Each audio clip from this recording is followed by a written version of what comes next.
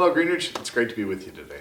Today I want to come to you with a tip that I'm stealing directly from the Ninja Playbook. And for those of you who joined us on our webinar last week, thank you. There were great tips and tactics in there. There's also a weekly mailing that comes out through Ninja that's a video.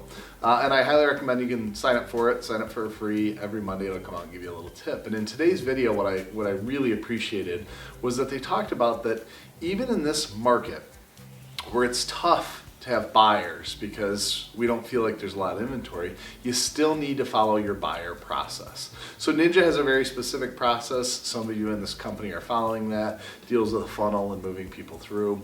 We also coach and teach you guys to do these buyer intake meetings. This is where you would take the buyer through the buyer process. But one tweak or one thing that I think they've made that's really important is that they encourage you to do a search for homes the buyer may be interested in right there live with the buyer. So if you're doing this in person, have your computer do the search and take a look at what's available. If you're on Zoom, no problem. Bring it up, share your screen, and do the search with them right there in front of you. Now some of you may be panicking at this point, right? Because you go, well, if I do a search for what they're looking for, there's a pretty good chance it comes up 0, right? Nothing available.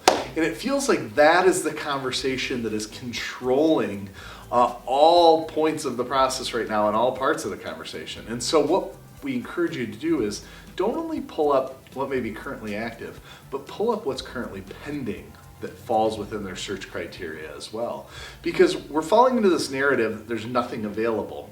And that's only partially true. Like, yes, at this exact instant, maybe there is 0 things that hits their exact criteria. But by pulling up the pendings, it shows them that there is inventory out there, that it is coming on the market daily, and it's going to help you walk through what those pendings look like in terms of how fast they sold, and so that they are being prepped for what this whole buying process might be like. And then, getting this whole concept of, hey, I'm going to have to move fast.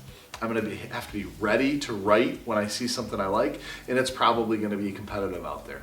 So my encouragement to you is to stick to your process. Still have these buyer intake meetings. Make sure you're getting folks pre-qualified and ready to go and setting their expectations for how the process is going to take place. What's nice about the market is that with the pendings that show up, you are going to see that a lot of them have been listed for very little time, and it really does create the story and the narrative for you to talk to the buyer about this. Hey, we got to be pre-approved, or we got to have our cash ready so that when we see something, we're going to have to move fast and move forward from there. So I know you guys are all hustling. It's a great spring market. Try this little trick, show pendings as well as current inventory for your new buyers, and I hope that it'll help change the conversation a little bit to talk about how, well, there might not be something at this exact moment. I can promise you something's going to come on soon, and I'm going to do my best to find something for you and dig that out of inventory that might be out there through tactics that we have in our Market to Move program. Thank you. Make it a great day.